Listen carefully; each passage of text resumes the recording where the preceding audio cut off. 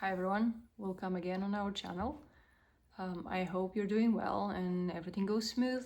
If it doesn't go smooth, let me know in the comments. I'm gonna be happy to give you a little bit of guidance with your twin flame journey. But today I wanted to talk about balance. I believe it's still overlooked aspect of the whole journey. It ripples out to different areas of our personality, but eventually into the areas of our relationships, the way we handle life, and the way we approach every element of our journey, really. So I wanted to walk through several different aspects, diving deep into where you should be seeking balance, working towards your inner balance that will be later reflected in the relationships eventually with your twin flame counterpart. So just to begin with, why do we care that much about the balance? We talk about so-called unified field, shared field that we create or maybe we enter as a souls here on earth. We have access to this energy. People refer to that energy, twin flame energy, source energy, creative energy. This is a unified field of the energy that is surrounding all of us. However, sometimes we can get lost a little bit or get trapped out of the field. We can kind of fall out of it. And in order to access it back, we need to bring ourselves into a state of balance to be able to kind of hold this energy without falling into our ego, our limitations, and in general, by removing any sort of a resistance that keeps us out of this field. Especially in a twin flame journey, we are talking about sharing this field with other person, right? Like that's how we initially come into play. We get ignited, we are getting thrown into this unified field. Everything is beautiful, everything is smooth because we feel how it feels to be in this field with another person. But remember, this is just the first glimpse that we are getting during those ignition states, so-called bubble love phase, as Mel described very nicely. It really reflects what happens to us once we have access to this energy. But very often during beginning of the journey, we have no idea how to hold it. We don't even know what it is. We are so relatively low in comparison to this high frequency that we are experiencing, that we usually just mess up on the way. We have some issues maintaining the connection, and eventually we end up in separations. However, there is a way to get back to the state, to get access to this energy back as we work through our inner journey. And especially I'm talking about it because sometimes I feel people feel like this field is unreachable, that we have to recreate it, that we need to rebuild it with this, there is a lot of work that we have to put into. And I just wanted to remind everyone that this is a field that exists permanently. There is no end, there is no beginning, it just is. We just have an access to it whenever we are ready with our frequency to be able to pick it up. So you can imagine like this is a never-ending stream that we are entering or stepping away depending on our frequency. And sometimes it happens that we enter this state together with our counterpart. So just going back maybe to those different areas, as I said, when we are talking about the balance, one first area you can recognize it is seeking emotional balance.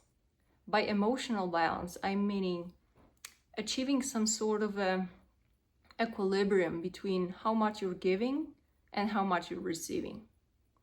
Very often people who are in a journey who claim to be awakened first or maybe deeper than their counterpart, they refer to themselves as divine feminines, and very often those people have troubles with overgiving their energy, overgiving their attention, overgiving maybe their thoughts. And you can see how very often in a journey when you're talking to other divine feminine, I'm talking about it because it's very often those people are lacking balance. They don't recognize that they are trapped a little bit in this cycle of overgiving.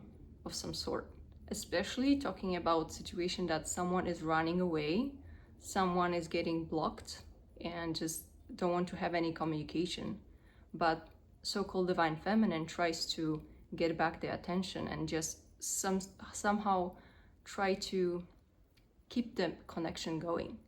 So you see, it's up to us to kind of build a healthy boundary and recognize if I'm receiving as much as I'm giving in this relationship or connection. If yes, that's great. Let's keep maintaining it. Let's try to work it out even more. If not, recognize what are you really overgiving?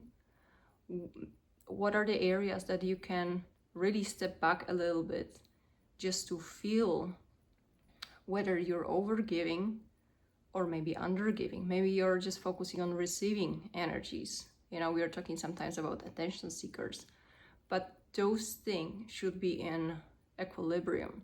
We need to know how to give, but we also have to build healthy boundaries about receiving energy, receiving attention in a very respectful manner. So this is this emotional balance that we are seeking, that we know how much we give without overgiving, how much we are worthy of receiving, right? So this is one big area where we're gonna be working on to recognize the connection, that it's meant to not to leave you depleted, that it's meant to nourish you and just again keep you in the right balance. You can recognize this pattern when you see yourself or someone saying, my DM is not respecting me, my DM is not talking to me, is ghosting me, they blocked me. But you still try to get hold on to the connection and try to somehow have some sense of control what happens. But with this behavior, you're just giving it thoughts, you're giving your energy, you're giving your attention to the thing without reciprocity. So I'm just hoping you feel this imbalance, and eventually what you can do is to withdraw your energy, focus it back to yourself, and focus fully on your own growth, on your own evolution. And as again, I mentioned, the field is there. It's gonna be available for you as you work throughout your journey. Another balance that we should be seeking as twin flames is material balance. I'm talking about balance on a physical plane here as we are as humans.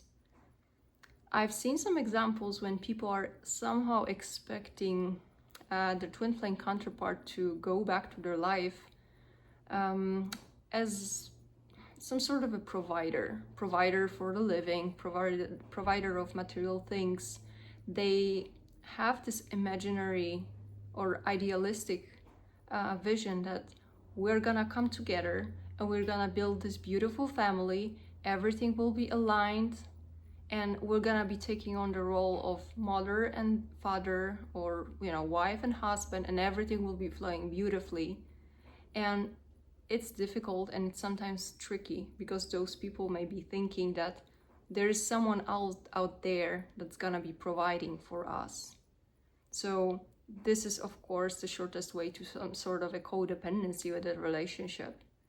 And again, there are some couples for which it could be working and maybe naturally life will be unfolding this way, but it's very difficult not to have this mind since the very beginning, because there is some chance that we are acting based on fear. We are making those projections out of fear actually to take on responsibility for our own life, for our own well-being, maybe even doubting if we can achieve this sense of stability, material stability, stability in 3D, and take the power over our own life. Why I'm talking about it, it's creating this physical stability in your life will help you to maintain this unified field here in this 3D plane. That our twin flame connection sinks through from the highest dimensions to the lowest. But each of the fields, each of the planes has to be in perfect balance, or maybe 90%, not really perfect balance, there is no perfection, but you need to feel like you have control over it. Like you're not here to be on the mercy of someone. And eventually, as you work towards this material independence, financial independence, just without need to find yourself a savior, without the need to wait for your twin flame counterpart to get back to put your life together, it's gonna be giving you very big power over this material existence here. And you will eventually start seeing how the universe is also supporting you in this journey.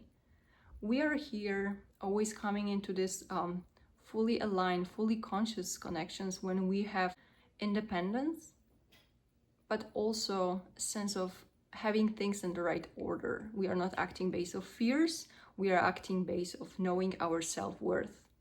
So I know for many people, that's going to be one of the most important lessons here. Some people who are especially very strong in a spiritual realm, they may have trouble really grounding, and may be looking some sort of escapism to take on control over their material life. So again, I'm talking about material balance. It's a balance between giving and receiving. We need to be able to, of course, give our attention to something and to make an exchange, but also to receive something for us. We cannot really expect someone just to keep giving us without us needing to put some sort of effort. It always has to be exchange. And practicing this in 3D by just taking responsibility for your own material possessions and just putting your even financial situation in the right order. For some, it can be even looking for a job, or maybe looking for part-time jobs, so supporting themselves without asking other people for this help can be very helpful in this journey. Another balance I wanted to talk about is mental balance. It's balance between what we have in our heads and how we formulate the whole idea of this experience and how we understand ourselves as human beings here, and how do we navigate different parts of our brain, really, the way how we see this journey and we see life in general.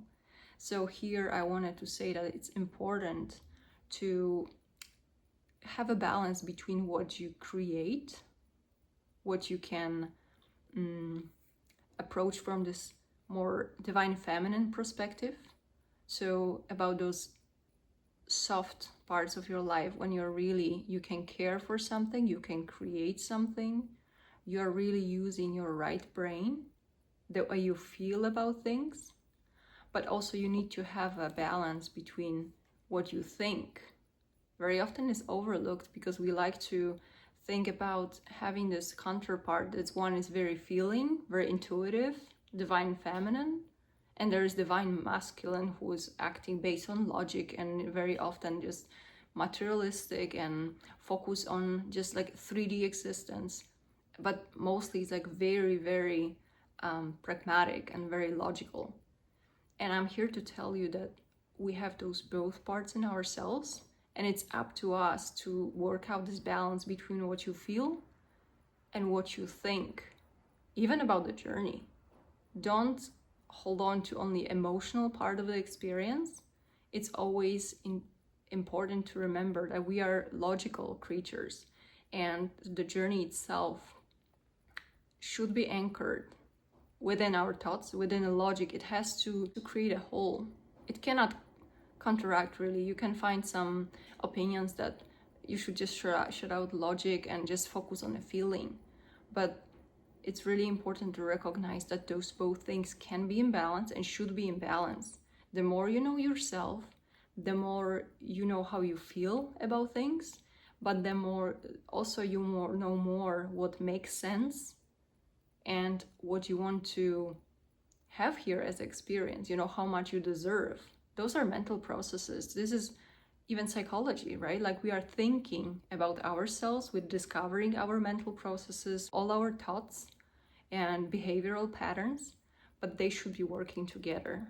You should feel good about how you think about other things, about yourself. So once you have this balance, you know yourself better. You start acting from this unified perspective, right? Like you're not compromising yourself. You're not being prone to maybe manipulation, that someone will be manipulating you emotionally. You have your logic, you stand your truth, you know your worth, and you're respectful towards yourself. Hopefully that makes sense with this point. And one last part is energetic balance. We are mentioning very often about this divine masculine and divine feminine counterparts in the journey. And again, there are many layers of this experience, but first, when we are looking at ourselves, I always encourage people to look at themselves. Don't focus that much on the counterparts, and remembering that you have both parts within you. You have your divine feminine, you have your divine masculine. Each of those is responsible for different things, right? Like divine feminine is supposed to keep you within the spiritual realm, connected to your intuition, creativity, all of those things. And you have your divine masculine, that's your archetype, that is helping you to get grounded here, to take responsibility for your material existence here, to give you authority to make right choices. They are unconnected. So just remember about that when you're talking about divine feminines and divine masculines on the journey, that we have those both parts in ourselves, and eventually we are working together inside to be able to create this unified field, as I said, to tap into the unified field as they come into balance. It has nothing to do about the person outside of your experience in this moment. So this is one of the most important part, I think, because I still see those distinctions that are relevant once you reach the, let's call it the next step of the journey.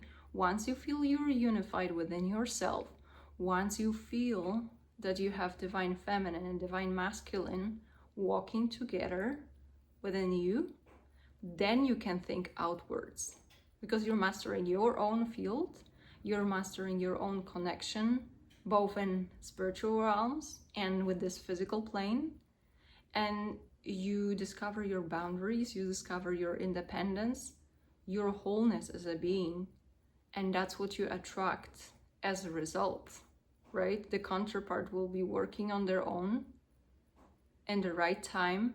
If that's what is in the plan, you're gonna be attracting the same person back. If for whatever reason they are not available at this moment, they choose different path, for whatever reason, again, we are not giving them thoughts, we're working ourselves. You're gonna be attracting the person who matches this frequency. There will be this beautiful balance that you've developed yourself, but as a result of the attraction, you are attracting. So you're gonna be having both people who are full, who are developed on those different layers, as I was explaining: emotional, mental, physical, and energetic. So I hope that makes sense. I hope it explains well how to work towards your inner union in here. And again, go step by step, analyze yourself, but also feel yourself. If you have any other questions about this topic, let me know in the comments, and wishing you all the best in your journeys. Thank you very much, and take care.